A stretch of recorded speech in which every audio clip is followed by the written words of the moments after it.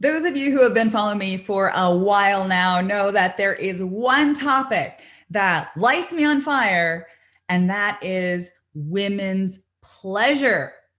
Not only is women's pleasure the focus of my book, The Pleasure Principle, but it is also a mission of mine. So I have been researching and writing about love for over 15 years. And I see myself as a disruptor who is challenging a lot of those toxic beliefs that we have been taught about love. And one of those toxic beliefs is this idea that we have to get a man. So we have to study men and we have to learn what they like, and we have to shape our behavior to flip their attraction switch.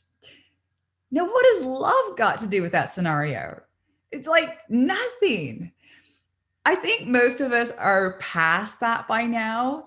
And we've seen through this idea that a man is some prize to be won. We recognize that we have a choice as to whether we want a romantic partner and what that partnership will even look like. But we don't necessarily have the language to talk about what we want or what would feel good to us or how we could even create that with somebody else. And that is where pleasure comes in. There comes a point in every woman's life when she realizes that it is time to stop living life for other people. And she starts wondering what it would be like if she were to make choices based on what pleases her, even if it shocks and surprises everyone else. Now, that is a radical step because we have been taught that our pleasure is selfish. And no one will like us if we're selfish. If we choose to follow our selfish desires, we will alienate everyone and no one will like us. So we're given this choice, right? Follow your bliss and lose everyone, or do what everybody wants you to do and retain your relationships. We have been bamboozled because that is definitely not a choice at all. What I try to do in my book, The Pleasure Principle, and in the 21-day challenge of the same name, is to show you that your pleasure lights the way to happiness. Yes, your pleasure makes everyone happy. It makes your man happy. It makes your family happy. It makes your friends happy. Your pleasure is the energy that gives you the audacity to go after what you want. But your pleasure is such a powerful force that it can cut you free from other people's expectations. And you no longer fit inside their box. You no longer conform to their standards. And that's why it's so dangerous. Have you ever noticed that most dating and relationship advice does not mention your pleasure? It assumes that you've got this goal, which is to get a guy, and it will help you get that guy. Doesn't matter if that guy's good for you or not. Doesn't matter if that guy is worth your love. And it doesn't matter if you have to squeeze yourself into a tiny box to get him. The goal is the guy, because of course that's what all women want, right? They want a guy. Well, no, we don't. We don't want a guy. We want everything. We want to love and be loved. We want a partner in life who lifts us up and inspires us to be the best we can be. We want support.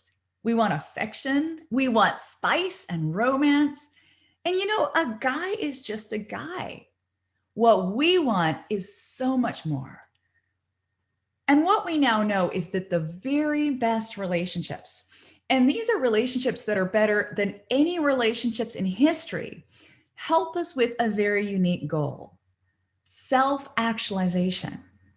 So we fall in love and we build a life with somebody because this person helps us become more of who we truly are.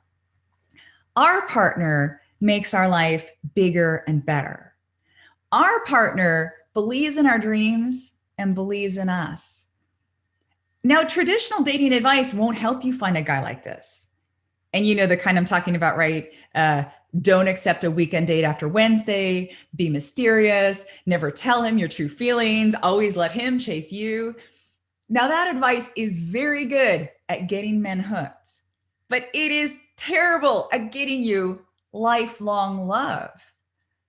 And just to clarify, by lifelong love, I don't mean a ring on your finger. Being married to a successful guy does not mean you've won. If winning means anything, it means becoming the person that you've always wanted to be with an incredible partner at your side. Now, the internet is flooded with the same old get a husband advice that women have been getting for decades. But what's the alternative? What will help you get the kind of self-actualizing love that puts your life and dreams in front, where they're not going to get overshadowed by a man's? Well, first of all, it takes a special kind of guy to be that kind of partner for us. That powerful alpha male, it's probably not him. That player who chases women, it's probably not him either. The traditional macho man, probably not him either. What you're looking for is a very specific quality in a man. It's his ability to get turned on by a woman's pleasure. So these guys love to see a radiant woman doing her thing. And they are so happy that they get to be part of her life. They share her dreams and they want to support her to new heights. And they're not emasculated by her strength. A woman being a woman cannot make a man less of a man.